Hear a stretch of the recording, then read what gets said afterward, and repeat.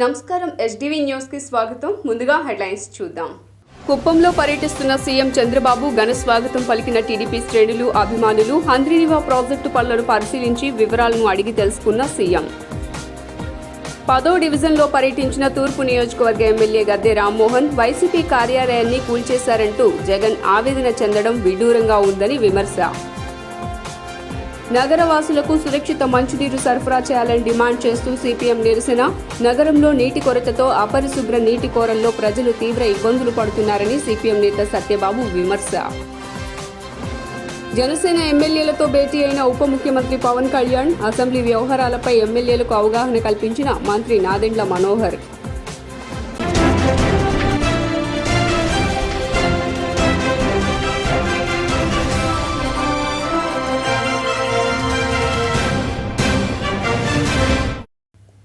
Details చూస్తే చంద్రబాబు మళ్లీ CM అయ్యాక తొలిసారిగా కుప్పం వెళ్లారు. చారిత్రాత్మక రీతిలో ఏపీలో టీడీపీ కూటమి ప్రభంజనం సృష్టించి అధికారంలోకి రావటం తెలిసిందే. ఇటీవలే చంద్రబాబు 4వ పర్యాయం ఏపీ ముఖ్యమంత్రిగా ప్రమాణ స్వీకారం చేసి బాధ్యతలు అందుకున్నారు. ముఖ్యమంత్రి అయ్యాక చంద్రబాబు మొదటిసారిగా తన సొంత నియోజకవర్గం కుప్పం వచ్చారు. హెలికాప్టర్లో వచ్చిన చంద్రబాబును చూసేందుకు కుప్పం ప్రజలు పోటెత్తారు. అడుగడుగునా తమ నేతకు నీరాజనాలు పలికారు. చంద్రబాబు అందరికీ అభివాదం చేస్తూ ముందుకు సాగారు. ఈ సందర్భంగా చంద్రబాబు ముఖంలో విజయం తాలూకా ఆనందం స్పష్టంగా కనిపించింది. కుప్పంలో తన విజయంలో కీలక పాత్ర పోషించిన కార్యకర్తలను చంద్రబాబు భుజం తట్టి అభినందించారు. చంద్రబాబుకు స్వాగతం పలికిన వారిలో చంద్రగిరి ఎమ్మెల్యే పులివర్తి నాని కూడా ఉన్నారు. రాజధాని అమరావతిని విధ్వంసం చేయడానికి మాజీ సీఎం జగన్ చేసిన కుట్రలు ప్రజలకు తెలుసునని విజయవాడ తూర్పు ఎమ్మెల్యే గద్దె రామ్మోహన్ అన్నారు. విజయవాడ తూర్పు నియోజకవర్గం పటమట 10వ డివిజన్ ఫన్ టైమ్స్ రోడ్లో ఎమ్మెల్యే గద్దె రామ్మోహన్ పర్యటించారు. ఈ సందర్భంగా స్వయం ఉపాధి చేసుకునేందుకు ఇస్త్రీ బండి మరియు కుట్టు మిషన్ను పంపిణీ చేశారు. అనంతరం మీడియాతో మాట్లాడుతూ వైసీపీ కార్యాలయంపై కూల్చివేయటం పైన వైసీపీ అధినేత జగన్ ఆవేదన చెందటం విడ్డూరంగా ఉందన్నారు. రాజధాని సీడ్ యాక్సెస్ రోడ్డుకు అడ్డంగా వైసీపీ కార్యాలయ నిర్మాణాన్ని చేపట్టారని తెలిపారు. అమరావతి అభివృద్ధి చెందకుండా అడ్డుకోవటంలో జగన్ కుట్రలో ఇదొకటి అని తెలిపారు. అమరావతిలో పేదలకు ఇళ్లు అని మోసం చేశారని దుయ్యబట్టారు. వైసీపీ మోసాలు గ్రహించిన ప్రజలు ఎన్నికల్లో తగిన గుణపాఠం చెప్పారన్నారు. పార్టీ ఆఫీసుల గురించి జగన్మోహన్ రెడ్డి గారు చాలా ఆవేదన, ఆందోళన బాధపడుతూ ఉన్నారు. ఒక్కసారి ఆయన ముఖ్యమంత్రి అయిన తర్వాత మొట్టమొదటి స్పీచ్లో ఏదైతే ప్రజావేదిక, అది ప్రజల సొమ్ముతో కట్టిన వేదిక, అది ప్రజల కోసం ఏర్పాటు చేసిన వేదిక, ఆ వేదిక నారా చంద్రబాబు నాయుడు గారు కట్టాలి కాబట్టి అది కోల్చాలనే ఉద్దేశంతో ఆయన మాట్లాడిన మాటలు ఒక్కసారి చూసుకుంటే ఇవాళ ఆయన ఆఫీసులు పగలగొట్టిన దానికి కానీ లేదా ఆఫీసులు నోటీస్ ఇచ్చిన దానికి కానీ సమాధానం దొరుకుతుంది. ఇవాళ మిగతా ఆఫీసుల గురించి నాకు తెలియదు కానీ మంగళగిరిలో కట్టిన ఆయన కేంద్ర కార్యాలయం రాజధానికి దారి లేకుండా చేయడానికి కుట్ర పని అక్కడ ఏర్పాటు చేస్తున్నాడు ఆయన. ఇది అందరూ కూడా గమనించుకోవచ్చు. రాజధానికి దారి లేకుండా చేయడానికి స్పీడ్ యాక్సెస్ రోడ్లో అది భాగమైన ఆ భాగాన్ని అడ్డంగా ఆయన ఆఫీస్ కట్టేస్తే ఇక రాజధానికి దారి ఉంటుంది. ఏదో మెలికలు తిరిగి వెళ్ళాల్సి వస్తుంది. అంటే ఆయన ఏ పని చేసినా కూడా కుట్రపూరితంగా. ఇప్పుడు పేదవారికి ఇళ్ల కోసం స్థలం ఇచ్చారు, ఇవ్వాలి కూడా. పేదవాళ్ళందరూ ఖచ్చితంగా ఇళ్ళు స్థలం. కానీ ఆయన పేదవారిని అడ్డం పెట్టుకొని ప్రధానమైన రాజధానిలో ప్రధానమైన భూభాగం అక్కడ అది రాజధానిని డిస్టర్బ్ చేయడానికి ఆలోచన చేశారు తప్ప పేదవాళ్ళ కోసం సైట్ ఇవ్వాలా అనే ప్రేమతో కాదు. అంటే ఆయన ఏ పని చేసినా కూడా రాజధాని అక్కడ ఉండకూడదు, రాజధాని డిస్టర్బ్ చేయాలనే కాన్సెప్ట్. దాన్ని మేము వ్యతిరేకిస్తూ ఉన్నాం. ఇవాళ రాజధాని అనేది రాష్ట్రానికి తల లాంటిది. ఎక్కడైనా తల లేకుండా మొండి పరిపాలించడం చూసారా? లేదా తల లేకుండా కృష్ణానది పక్కనే ఉన్న నగరంలో మాత్రం మంచినీటి కొరతతో ప్రజలు అల్లాడుతున్నారని కార్పొరేటర్ బోయ సత్యబాబు ఆగ్రహం వ్యక్తం చేశారు. మంగళవారం 50వ డివిజన్ సిఎస్ఐ చర్చ్ సెంటర్లో మంచినీటి కొరత నివారించాలని, కలుషిత మంచినీటి సరఫరా నిరోధించాలని సిపిఎం ఆధ్వర్యంలో నిరసన కార్యక్రమం జరిగింది. ఈ కార్యక్రమంలో పాల్గొన్న కార్పొరేటర్ బోయ సత్యబాబు మాట్లాడుతూ నగరంలో ప్రజలు మంచినీటి కొరతతో కలుషిత నీటిని సరఫరా వల్ల అనేక సమస్యల వల్ల ప్రజలు సతమతమవుతున్నారన్నారు. కలుషిత మంచినీటిని తాగి ఇప్పటివరకు డయేరియా వంటి వ్యాధుల బారిన పడి 15 మంది చనిపోయారని తెలిపారు. అధికారులు, ప్రజాప్రతినిధులు స్పందించి నగరంలో మంచినీటి సరఫరాను మెరుగుపరిచి నీటి కొరతను అరికట్టాలని, లేకుంటే కార్పొరేషన్ కార్యాలయం ముట్టడి చేస్తామని తెలిపారు. మాజీ కార్పొరేటర్ ఆదిలక్ష్మి మాట్లాడుతూ ప్రభుత్వాలు మారినా ప్రజలు కనీస మౌలిక సదుపాయాల కల్పనకు నోచుకోలేదని, వాటిని కల్పించడంలో ప్రభుత్వాలు విఫలమవుతున్నాయని తెలిపారు. నగరం కృష్ణానది పక్కనే ఉన్నా కానీ ఈరోజు విజయవాడ నగర ప్రజలకి తాగునీటికి ఇబ్బందులకు గురవుతున్నారు. కనీసం అరగంట రావడం గొప్ప అయిపోతుంది. మంచినీళ్ళు, పరిశుభ్రమైన నీళ్ళు లేకపోవడం వల్ల గత నెలలో కాలుష్యం కోరల్లో డయేరియాతో దాదాపు 15 మంది విజయవాడ నగరంలో మరణించారు. వందల సంఖ్యలో హాస్పిటల్ పాలయ్యారు. ఇప్పుడు రాష్ట్ర వ్యాప్తంగా కూడా డయేరియా విస్తరించి ప్రజలు ప్రాణాలు కోల్పోతున్న పరిస్థితి. మంచినీటికి సంబంధించినటువంటి రంగునీరు వస్తుంది, మంచినీరు ఇవ్వమని మొరపెట్టుకున్న పట్టించుకునే నాదుడు లేడు. మరోవైపు ఉన్నటువంటి రిజర్వాయర్లు, అది గాంధీజీ రిజర్వాయర్ కానీ, వించిపేట రిజర్వాయర్ కానీ, చేపల మార్కెట్ రిజర్వాయర్ కానీ, గొల్లపాలెం గేట్ రిజర్వాయర్లు కానీ, నగరంలో అనేక రిజర్వాయర్లు ఈరోజు నిన్నట్ల సగం నీళ్ళే వస్తున్నాయి. 16 అడుగులు వించిపేట రిజర్వాయర్కి 8 అడుగులే వస్తుంది. 3 మీటర్లు నిండాల్సినటువంటి మరి గాంధీజీ రిజర్వాయరు 2 మీటర్లే వస్తుంది. ఎందుకని ఇలాగా నీళ్లు కృష్ణానదిలో నీళ్లున్నా విజయవాడ ప్రజలకు నీళ్ళు ఇవ్వకుండా ప్రజలను ఇబ్బందులు పాలు చేస్తున్నారనేది ఈరోజు పాలకులు సమాధానం చెప్పాలి. అలాగే అధికారులు వెంటనే యాక్షన్ తీసుకోవాలి. లీకేజీలు అవుతున్న పైపుల్ని బాగు చేయమన్నా కానీ సిబ్బంది లేరని చెప్పి రోజులు నెలల తరబడి కూడా పెండింగ్ పెట్టేస్తున్నారు. 15వ ఆర్థిక సంఘం నిధులతో మరి 43 లక్షల రూపాయల విలువైన వాటర్ పైప్ లైన్ పనులు మంజూరయ్యి 3 ఏళ్ళు అవుతున్నా వాటర్ లేక చాలామంది ఇబ్బంది పడుతున్నారు. చాలామంది ఆరోగ్య సమస్య మీద కూడా హాస్పిటల్ పాలవుతున్నారు. ఇక్కడ పారిశుద్ధ్యం చూస్తే కూడా నామమాత్రంగానే ఉంది. ఎవరైతే రిటైర్డ్ అయ్యాడో వాళ్ళని ఆ స్థానంలో మళ్ళీ వేసుకునే పరిస్థితి లేదు. ఏ ప్రభుత్వం మారినా ప్రజలు చేసే తీరు మాత్రం ఒకేలా ఉంది. ప్రభుత్వాలు మారుతున్నాయి, వీళ్ళు చేయలేదు వాళ్ళు చేస్తారని భ్రమలు కలిపి ప్రజలందరూ ఓట్లేసి అత్యధిక మెజార్టీతో గెలిపించినా కానీ ఈ రోజున మళ్ళీ ప్రజల మధ్యకు వచ్చి మీ సమస్యలు ఏంటి అని అడిగే నాదుడు లేడు. ఎందుకని ఇంత చేటుగా గెలిపించుకొని మీ మీద నమ్మకం కలిగినప్పుడు మీరు ఎక్కడ కూర్చుంటున్నారో ఎవరికి అర్థం కావడం లేదు. మీరు పనిచేస్తారని నమ్మకంతో మిమ్మల్ని గెలిపించుకుంటే ఈ రోజున వాటర్ సమస్య ఎంత తీవ్రంగా ఉందో మరి మీరు వచ్చి ఏం చేస్తున్నారని నేను అడుగుతున్నాను. ఇవాళ ఇక్కడ బీజేపీ నాయకుడు గెలిచినప్పుడు వాళ్ళ మేము చెయ్యం, మేము బాగా చేస్తాము, ఒక్కసారి చూడండి మమ్మల్ని గెలిపించమని వాళ్ళని గెలిపిస్తే ఒక్కసారి చూశారు. మీరు కూడా ఒక్కసారి బీజేపీ ప్రభుత్వాన్ని గెలిపించండి, మేము కూటమిని గెలిపించమని చెప్తే గెలిపించారు. గెలిపించిన తర్వాత మీరు కూడా అదే పద్ధతిలో పోకుండా ప్రజల మధ్య ఉండి ప్రజల సమస్యలు తీర్చాల్సిన బాధ్యత మీకుంది. మేము కమిషనర్ గారికి కూడా రిప్రజెంటేషన్ ఇచ్చాము, స్పందన లేదు. ఆఫీసర్లకు ఫోన్లు చేస్తున్న స్పందన లేదు. ఈఈ గారు కొత్తగా మారారంటే అక్కడ ఇచ్చాము, స్పందన లేదు. అందుకే ఈ రోజున ఎక్కడ స్పందన లేదు కాబట్టి ప్రజల మధ్యకు వచ్చి ఈ రోజున ధర్నా పెట్టాల్సిన పరిస్థితి వస్తుంది. పొద్దున్న లేస్తే ప్రజల దగ్గర తిరుగుతున్నప్పుడు సమస్యలు చెప్తున్నారు. నీళ్ళు ఏంటయ్యా పచ్చగా వస్తున్నాయి, ఎవరు పట్టించుకోరా అని చెప్పేసి ఎవరు తిరుగుతారో. జనసేన ఎమ్మెల్యేలతో ఆ పార్టీ అధినేత డిప్యూటీ సీఎం పవన్ కళ్యాణ్ సమావేశమయ్యారు. విజయవాడలోని క్యాంపు కార్యాలయంలో నిర్వహించిన ఈ సమావేశానికి మంత్రులు నాదెండ్ల మనోహర్, కందుల దుర్గేష్తో పాటు ఆ పార్టీ ఎమ్మెల్యేలు హాజరయ్యారు. శాసనసభ వ్యవహారాలపై వారికి అవగాహన కల్పించారు. సభ నియమావళిని తెలియజేశారు. మరోవైపు డిప్యూటీ సీఎం నేటి నుంచి వారాహి అమ్మవారి దీక్ష చేపట్టారు. 11 రోజుల పాటు నిర్వహించే ఈ దీక్షలో భాగంగా పండ్లు, ద్రవాహారం మాత్రమే తీసుకుంటారు. విజయవాడ నగరంలో నీటి కాలుష్యాన్ని అరికట్టాలని పైప్ లైన్లను మార్చి హెచ్డీ పైప్ లైన్లు వేయాలని ట్యాక్స్ పేయర్స్ అసోసియేషన్ కార్యదర్శి ఆంజనేయులు డిమాండ్ చేశారు. విజయవాడ పుష్ప హోటల్ సమీపంలో ఉన్న బెల్లపు శోభనాద్రి గ్రంథాలయంలో నిర్వహించిన మీడియా సమావేశంలో మాట్లాడిన ఆయన, ప్రకాశం బ్యారేజీ రిజర్వాయర్ మీద ఆధారపడకుండా ప్రత్యేకంగా 5 టీఎంసీ వరద నీటిని ఆపుకునే విధంగా కృష్ణానదిపై చెక్ డ్యాం నిర్మించాలన్నారు. నగరపాలక సంస్థ సరఫరా చేసే నీటిని ప్రజలు నిర్భయంగా తాగవచ్చనే ధైర్యం కల్పించాలన్నారు. కూడా నగరం మొత్తం కూడా నీరు రంగుమారి వస్తుంది. అనేక ప్రాంతాల్లో డ్రైనేజీ నీటితో కలుషితమై కూడా వస్తూ ఉంది. రెండవది, విజయవాడ నగరానికి సరిపడినంత నీరు కూడా లేదు. ఇవాళ ప్రకాశం బ్యారేజీ దగ్గర ఉన్నటువంటి రిజర్వాయర్లో నీళ్లు అడుగంటిపోయినాయి. పైనుంచి నీళ్ళు వచ్చే పరిస్థితి లేదు. పులిచింతలు అడుగంటిపోయింది, ఆపై నాగార్జున సాగర్ అడుగంటిపోయింది.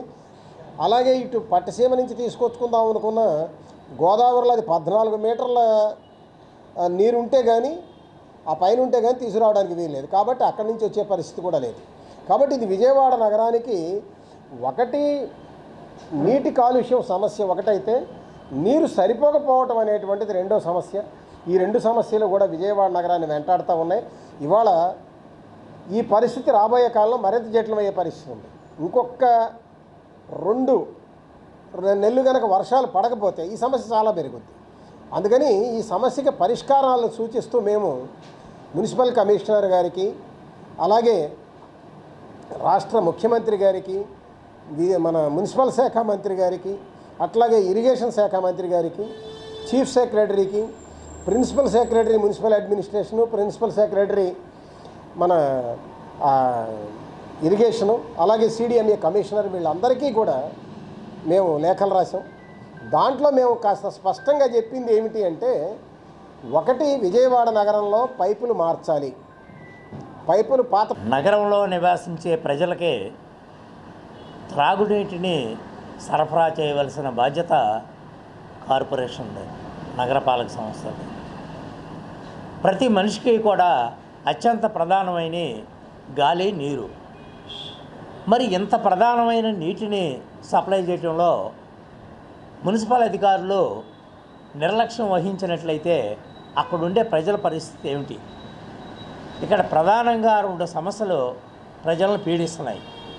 ఒకటి నీటి కొరత, 2 నీటి కాలుష్యం. కృష్ణానది పక్కనే విజయవాడ నగరం ఉన్నప్పటికీ కూడా మనకి మంచినీటి కొరత అనేది ఉంది. కారణం ఏమిటి అంటే, ప్రతి దానికి కూడా నీళ్ళ కోసం మనం ప్రకాశం బ్యారేజీ మీదే ఆధారపడి ఉన్నాం. విజయవాడకు తాగునీరు కావాలి అంటే ప్రకాశం బ్యారేజీ నీరే కావాలి. కృష్ణా జిల్లాలో ఉండే, ఎన్టీఆర్ జిల్లాలో ఉండే ప్రజలకి వ్యవసాయ అవసరాలకు నీరు కావాలి అంటే ప్రకాశం బ్యారేజీ నుంచే తీసుకోవాలి. VTPS కరెంటు ప్రొడక్షన్కే ప్రకాశం బ్యారేజీ నీరే కావాలి. మరి ఈ విధంగా ప్రకాశం బ్యారేజీ నీరు అనేది ఇన్ని అవసరాలకు ఉపయోగపడినప్పుడు దానికి కంటిన్యూగా వచ్చే ఫ్లో ఉండాలి. కానీ వాళ్ళ ప్రకాశం బ్యారేజీ పైన ఉన్న బ్యారేజీల్లో శ్రీశైలంలో కానీ, నాగార్జున సాగరంలో కానీ, పులిచింతల్లో కానీ ఎక్కడ నీరు లేకపోవడంతో ఇవాళ విజయవాడ నగరంలో కూడా మనకి నీటి కొరత అనేది ఏర్పడింది. ఈ సమస్య వస్తుందని వైకాపా హయాంలో ఏపీలో అప్రకటిత ఎమర్జెన్సీ కొనసాగిందని బీజేపీ ఎమ్మెల్యే నల్లమల్లి రామకృష్ణారెడ్డి విమర్శించారు. అందుకే ఎన్డీఏ కూటమికి ప్రజలు అపూర్వ విజయాన్ని అందించారని తెలిపారు. నియంత పరిపాలనను ప్రజలు ఆమోదించరనే విషయం స్పష్టమైందన్నారు. అందుకే దిక్కులేని స్థితిలో తన పార్టీని కాంగ్రెస్లో విలీనం చేసే దిశగా జగన్ అడుగులు వేస్తున్నారని వ్యాఖ్యానించారు. ఈ మేరకు బెంగళూరులో కర్ణాటక డిప్యూటీ సీఎం డీకే శివకుమార్తో జగన్ చర్చలు జరిపారన్నారు. అప్రకటిత ఎమర్జెన్సీ జగన్మోహన్ రెడ్డి పరిపాలనలో 2019 నుంచి 2024 వరకు కొనసాగితే ఆ అప్రకటిత ఎమర్జెన్సీని కూడా వ్యతిరేకిస్తూ ఇవాళ ప్రజలు అపూర్వమైన విజయం కూటమికి అందించారు. దీని ద్వారా తెలియవచ్చేది ఆనాడైనా ఈనాడైనా నియంత పరిపాలన ప్రజలు ఆమోదించరు అనేది స్పష్టంగా అర్థమవుతూ ఉంది. అందుకే ఇవాళ దిక్కులేని పరిస్థితిలో జగన్మోహన్ రెడ్డి తన పార్టీని కాంగ్రెస్ పార్టీలో విలీనం చేసే దిశగా అడుగులు వేస్తూ ఉన్నాడు. నిన్నటి రోజున బెంగళూరులో డీకే శివకుమార్తో భేటీ అయి వైఎస్ షర్మిల్ని కాంగ్రెస్ పార్టీ నుంచి బయటకు పంపిస్తే తన పార్టీ విలీనం చేయడానికి సంసిద్ధమని వ్యక్తం చేసే నిస్సహాయ స్థితికి జగన్మోహన్ రెడ్డి వెళ్ళిపోవడం జరిగింది. తనతో గెలిచిన 11 మంది ఎమ్మెల్యేల్లో ఎంతమంది తనతో ప్రయాణం చేస్తారో తెలియని పరిస్థితి. గెలిచిన 4 పార్లమెంటు సభ్యుల్లో ఎంతమంది తనతో ప్రయాణం చేస్తారో తెలియని పరిస్థితి. ఉన్న రాజ్యసభ సభ్యులు తనతో ఉంటారో లేనో తెలియని పరిస్థితి. ఇటువంటి పరిస్థితిలో దిక్కుతోచని పరిస్థితి. అంటే సాక్షాత్తు పులివెందులకు వెళ్తే కార్యకర్తలే తన ఇంటిపైన దాడి చేస్తే నిస్సహాయ స్థితిలో పడిపోయిన వైఎస్ జగన్మోహన్ రెడ్డి కడప జిల్లాలో ఓడిపోయిన అభ్యర్థులు కానీ, గెలిచిన అభ్యర్థులు కానీ కనీసం పులివెందుల రాజప్రసాదం వైపు చూడని పరిస్థితి. ఇటువంటి పరిస్థితిలో దిక్కుతోచకి వాళ్ళ కాంగ్రెస్ పార్టీని ఆశ్రయించే దిశగా ముందుకెళ్తా ఉన్నారు. ఇటువంటి అరాచక శక్తులన్నీ మరలా కాంగ్రెస్ పార్టీ వైపు చేరి నరేంద్ర మోడీ గారి నాయకత్వంలో ప్రభుత్వాన్ని అస్థిరపరిచే ప్రయత్నాలు చేయడం జరుగుతుందని ఆశిస్తాం. మమ్మల్ని ప్రధాన ప్రతిపక్షంగా గుర్తించండి అధ్యక్ష అని వైఎస్ జగన్మోహన్ రెడ్డి అన్నారు. 175 స్థానాల్లో పోటీ చేసిన ఆ పార్టీ కేవలం 11 స్థానాల్లో మాత్రమే విజయం సాధించింది. తగినంత సంఖ్యాబలం లేకపోవడంతో కనీసం ప్రతిపక్ష హోదా కూడా దక్కలేదు. ఈ నేపథ్యంలో వైకాపా అధ్యక్షుడు వైఎస్ జగన్ అసెంబ్లీ స్పీకర్ చింతకాయల అయ్యన్నపాత్రుడికి లేఖ రాశారు. ఎమ్మెల్యేల ప్రమాణ స్వీకారం సందర్భంగా మంత్రుల తర్వాత నాతో ప్రమాణం చేయించడం సాంప్రదాయాలకు విరుద్ధం. ప్రధాన ప్రతిపక్ష నాయకుడిగా గుర్తింపు ఇవ్వకూడదని ముందుగానే నిర్ణయించినట్లున్నారు. విపక్షంలో ఎవరికి ఎక్కువ సీట్లు ఉంటే వారికే ప్రధానపక్ష హోదాలో ఇవ్వాలని చట్టంలో ఉంది. ప్రధాన ప్రతిపక్ష హోదా ఇవ్వాలంటే 10% సీట్లు ఉండాలని చట్టంలో ఎక్కడా లేదు. పార్లమెంట్లో ఉమ్మడి ఆంధ్రప్రదేశ్లో ఈ నిబంధన పాటించలేదు. అధికార కూటమి స్పీకర్ ఇప్పటికే నా పట్ల శత్రుత్వం ప్రదర్శిస్తున్నారన్నారు. ఇలాంటి నేపథ్యంలో అసెంబ్లీలో గొంతు విప్పే పరిస్థితులు కనిపించడం లేదు. అసెంబ్లీలో ప్రధాన ప్రతిపక్ష పార్టీగా గుర్తింపుతోనే ప్రజా సమస్యలను బలంగా వినిపించే అవకాశం ఉంటుంది. ఉమ్మడి ఆంధ్రప్రదేశ్లో ఎక్కడా కూడా ఈ నిబంధన పాటించలేదనే అంశాన్ని గుర్తు చేస్తున్నానన్నారు. రేషన్ బియ్యం పంపిణీలో అతిపెద్ద కుంభకోణం చోటు చేసుకుందని, దీనిపై దృష్టి సారిస్తామని పౌర సరఫరాల శాఖ మంత్రి నాదెండ్ల మనోహర్ అన్నారు. కానూరులోని పౌర సరఫరాల శాఖ కార్యాలయంలో మంత్రి నాదెండ్ల మనోహర్ సమీక్ష నిర్వహించారు. ఈ సందర్భంగా ఏర్పాటు చేసిన విలేకరుల సమావేశంలో మంత్రి మాట్లాడుతూ రేషన్ అక్రమాలపై, కొలతలపై రాష్ట్ర వ్యాప్తంగా అన్ని చోట్ల తనిఖీలు చేపట్టాలని ఆదేశించారు.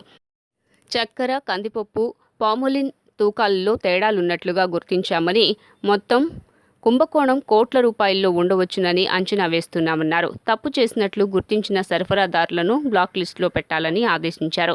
తప్పు చేసిన సరఫరాదారులపై లీగల్ మెట్రాలజీ చట్టం కింద క్రిమినల్ కేసులు నమోదు చేయాలన్నారు. తూకాల్లో తేడాలపై విజిలెన్స్ ఎంక్వైరీ వేయవలసిందిగా అధికారులను మంత్రి ఆదేశించారు. ఆశ్చర్యకరమైన విషయం ఏంటంటే, ప్రజలు ఒక నమ్మకంతో ప్రభుత్వం ఏర్పాటు చేసిన ఈ పౌర సరఫరాల శాఖ ద్వారా పబ్లిక్ డిస్ట్రిబ్యూషన్ సిస్టమ్ పీడిఎస్ ద్వారా మనం రేషన్ షాపుల ద్వారా కానివ్వండి, ఈ మొబైల్ డెలివరీ యూనిట్ల ద్వారా కానివ్వండి, నాణ్యమైన సరుకు అన్ని ప్రాంతాలకి, ప్రతి వినియోగదారుడికి, ఎవరికైతే తెల్ల రేషన్ కార్డు ఉందో వాళ్ళందరికీ అందించే విధంగా ఒక అద్భుతమైన కార్యక్రమం చేయొచ్చు. అటువంటి కార్యక్రమాన్ని వీళ్ళు దుర్వినియోగం చేసి అవినీతికి పాల్పడే అంశాలు చాలా బాధాకరం. ఇది ఆరంభం మాత్రమే. ఇంకా చేయాల్సిన అతిపెద్ద కుంభకోణం బియ్యం విషయంలో. సో ఏ విధంగా ధాన్యం కొనుగోలప్పుడు రైతుకి అన్యాయం జరుగుతుందో, వినియోగదారుడికి చివరికి బియ్యం సరఫరా చేసేటప్పుడు కూడా అక్కడ కూడా పొరపాట్లు జరుగుతున్నాయి. చాలా స్పష్టమైన ఆధారాలు ఉన్నాయి. వాటిపైన దృష్టి సారిస్తాం. ముందుగా ఈ కమోడిటీస్ ఏవైతే సామాన్యులకు అందుబాటులో తీసుకురావడానికి మేము అందిస్తున్నామో వాటిపైన ముందు చెక్ చేద్దామని చేసాం. ఇక్కడనే చాలా స్పష్టంగా మాకు ఈ తేడాలు కనపడుతున్నాయి. రాబోయే రోజుల్లో విస్తృతంగా రాష్ట్ర వ్యాప్తంగా ఈ బియ్యం సరఫరా పైన, పీడిఎస్ విధానం పైన, ఈ ట్రాన్స్పోర్ట్ విధానం పైన కూడా డెఫినెట్గా అవసరమైతే విజిలెన్స్ ఎంక్వైరీ కూడా వేసే విధంగా సిద్ధమవుతున్నాం మేము డిపార్ట్మెంట్ తరఫున. లీగల్ మెట్రాలజీ విభాగం చాలా అద్భుతంగా పనిచేసి కష్టపడి జిల్లాలో ఉన్న జాయింట్ కలెక్టర్లు, తహసీల్దార్ అందరూ కూడా సహకరించి ఈ నమూనాలు సేకరించినప్పుడు మాకు వచ్చిన ఈ సమాచారం చూస్తే నిజంగా ఒక విధంగా బాధ కలిగిస్తుంది, ఒక విధంగా ఆశ్చర్యం కలిగిస్తుంది. 251 మండల్ లెవెల్ స్టాక్ పాయింట్స్లో 189 కేసులు మేము రిజిస్టర్ చేసామంటే ఇది చాలా బాధాకరమైన విషయం. చాలా సీరియస్గా తీసుకుంటాం. ఈ సప్లయర్స్ అందరినీ కూడా బ్లాక్ లిస్ట్ చేయమని ఆల్రెడీ ఆదేశాలు ఇవ్వడం జరిగింది. సో ఎవరైతే ఈ సప్లయర్స్ దీంట్లో పాల్గొన్నారో ఈ అవినీతిలో ఖచ్చితంగా వాళ్ళని బ్లాక్ లిస్ట్ చేస్తాం. రాబోయే రోజుల్లో ఎటువంటి టెండర్లో కూడా వాళ్ళకి పాల్గొనే అర్హత లేకుండా ఆదేశాలు ఇవ్వమని నేను కమిషనర్ గారిని కోరాను. ఒక ప్రక్షాళన మొదలుపెట్టాం. తప్పకుండా అందరూ సహకరిస్తారు. ప్రజల మేలు కోసం చేసే కార్యక్రమం, ఒక మార్పు కోసం ఈ ఎన్డీఏ ప్రభుత్వం వచ్చింది. ఆ మార్పు ప్రజలకి ఉపయోగపడే విధంగా, రాష్ట్రానికి మరొకసారి మంచి రోజులు వచ్చే విధంగా మంచి పరిపాలన అందిస్తామని ఈ సందర్భంగా మరొకసారి నేను తెలుపుకుంటున్నాను. 6 నెలల్లో స్వర్ణకార కార్పొరేషన్ ఏర్పాటు చేసి కార్మికులను ఆదుకుంటామని మంత్రి లోకేష్ స్పష్టం చేశారు.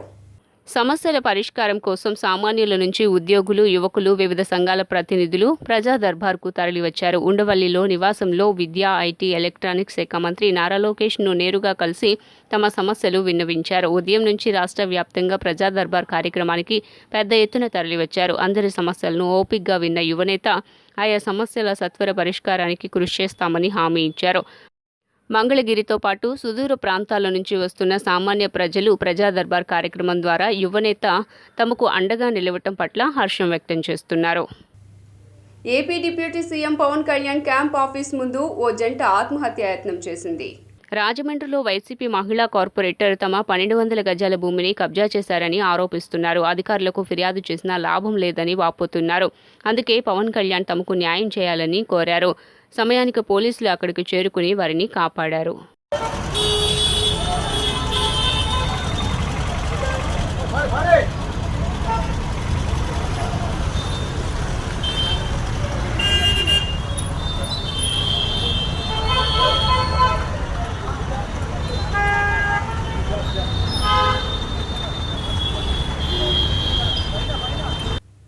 వార్తలు ముగించే ముందు హెడ్లైన్స్ మరోసారి. కుప్పంలో పర్యటిస్తున్న సీఎం చంద్రబాబు ఘన స్వాగతం పలికిన టీడీపీ శ్రేణులు, అభిమానులు. హంద్రీనివా ప్రాజెక్టు పనులను పరిశీలించి వివరాలను అడిగి తెలుసుకున్న సీఎం. 10వ డివిజన్లో పర్యటించిన తూర్పు నియోజకవర్గ ఎమ్మెల్యే గద్దె రామ్మోహన్. వైసీపీ కార్యాలయాన్ని కూల్చేశారంటూ జగన్ ఆవేదన చెందడం విడ్డూరంగా ఉందని విమర్శ. నగరవాసులకు సురక్షిత మంచినీరు సరఫరా చేయాలని డిమాండ్ చేస్తూ సిపిఎం నిరసన. నగరంలో నీటి కొరతతో అపరిశుభ్ర నీటి కోరల్లో ప్రజలు తీవ్ర ఇబ్బందులు పడుతున్నారని సిపిఎం నేత సత్యబాబు విమర్శ. జనసేన ఎమ్మెల్యేలతో భేటీ అయిన ఉప ముఖ్యమంత్రి పవన్ కళ్యాణ్. అసెంబ్లీ వ్యవహారాలపై ఎమ్మెల్యేలకు అవగాహన కల్పించిన మంత్రి నాదెండ్ల మనోహర్. ఎస్డీవీ న్యూస్ ఇంతటితో సమాప్తం. తిరిగి వార్తల్లో మళ్ళీ కలుద్దాం. అంతవరకు సెలవు. నమస్కారం.